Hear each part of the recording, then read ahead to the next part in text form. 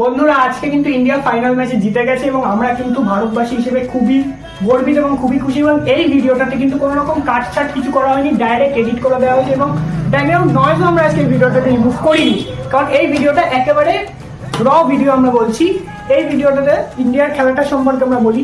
আজকে ইন্ডিয়া যেরকম ভাবে খেলেছে, সত্যি খুব বড় একটি ম্যাচের সামনে আজকে ইন্ডিয়া পড়েছিল। এবং যখন বিরাট কোহলি যখন এক রানে আউট হয়ে গেছিল না, তখন 140 কোটি ভারতবাসীরই কিন্তু হার্টটা ব্রোকেন হয়েছিল, ঠিক আছে। কিন্তু আজকে রোহিত শর্মা আমাদের ক্যাপ্টেন, তিনি খুবই ভালো খেলেছেন এবং আজকে সব থেকে বড় ভূমিকা নিয়েছে কিন্তু শ্রেয়াস আয়ার এবং KL রাহুল, এবং লাস্ট ফিনিশিং এ কিন্তু জাদেজা, হার্দিক পান্ডে এরা প্রচন্ড ভালো খেলেছে। এবং প্রত্যেকটা প্লেয়ারকে কিন্তু আজকে এই ম্যাচের জন্য প্রত্যেকটা প্লেয়ারের কন্ট্রিবিউট রয়েছে। এবং আমরা বিরাট কোহলি হেরে গেছে, অনেকে যারা বিরাটকে পছন্দ করে না তারা অনেকে বলবে যে কি খেলে বা না খেলে, কিন্তু আমি বলবো একটা টিম যেরকম ফাইনাল ম্যাচ খেলে সেই টিমটাকে ফাইনাল ম্যাচ অব্দি পৌঁছতে হয়।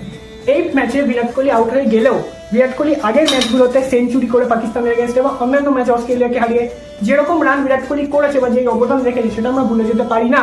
বিরাট কোহলি অলওয়েজ টপ, বিরাট কোহলি অবশ্যই ভালো খেলেছে, কিন্তু আজকে by chance Virat Kohli out হয়ে গেছে, ঠিক আছে। তো আর প্রত্যেকটি প্লেয়ারই ভালো খেলেছে আজকে, রোহিত শর্মা থেকে শুরু করে প্রত্যেকটা প্লেয়ার ভালো খেলেছে। তো আমি বলবো আজকে একটাই শেষে যে ভারত জিতেছে, এটাই সব থেকে বড় কথা। কে ভালো খেলেছে কে খারাপ খেলেছে তার থেকেও বড় কথা আমাদের দেশ জিতেছে। তো জয় হিন্দ, বন্দে মাতরম।